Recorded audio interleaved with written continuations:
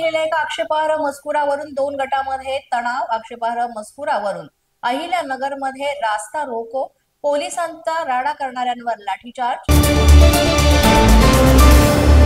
अहिल्यानगरमधील हा राडा म्हणजे षडयंत्र. अहिल्यानगरच्या राड्यावर मुख्यमंत्री फडणवीसांची प्रतिक्रिया. राज्यात तणाव निर्माण करण्याचा प्रयत्न.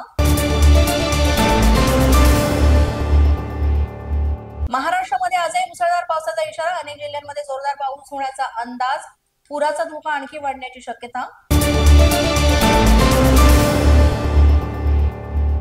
बीडमधील सीना मेहकरी कांबळी नद्यांना पूर. आष्टी तालुक्यातील हिंगणामधील 13 शेतकऱ्यांना एनडीआरएफच्या पथकानं सुरक्षित बाहेर काढलं. गोदावरीला आलेल्या महापुरामुळे राजापूर गावात शिरलं होतं पाणी. राजेश्वर मंदिर देखील पाण्याखाली.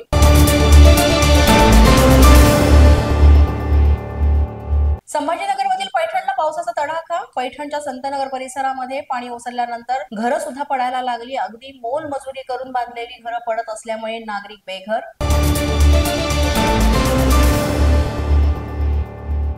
उजनी धरणातून पाण्याचा मोठ्या प्रमाणात विसर्ग वाढवला. उजनीच्या 16 दरवाजांमधून भीमा नदीमध्ये 86,600 क्युसेकनं विसर्ग. भीमा नदीकाठच्या गावांना सतर्कतेचा इशारा. मुसळधार पावसामुळे जायकवाडी मधील विसर्ग वाढवला. गोदावरी नदीमध्ये 2,64,000 क्युसेकनं पाण्याचा विसर्ग. नदीकाठच्या गावांना पुराचा धोका.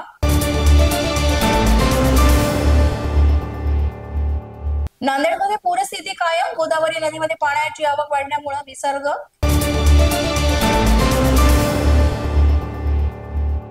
पालघर जिल्ह्याला आज पावसाचा अलर्ट. मुसळधार पावसाची शक्यता प्रशासनाकडून, त्यामुळे शाळा आणि महाविद्यालयांना सुट्टी. तर पहाटेपासून काही भागांमध्ये पावसाची विश्रांती.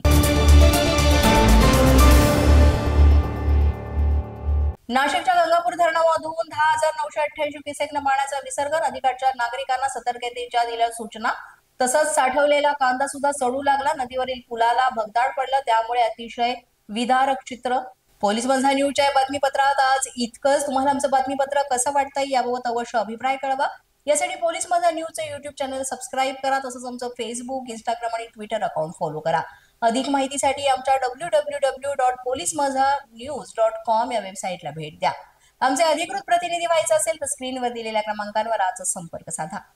आजच्या बातमीपत्रात इतकंच. पुन्हा भेटूया पुढील बातमीपत्रात. तोपर्यंत पाहत रहा पोलीस माझा न्यूज.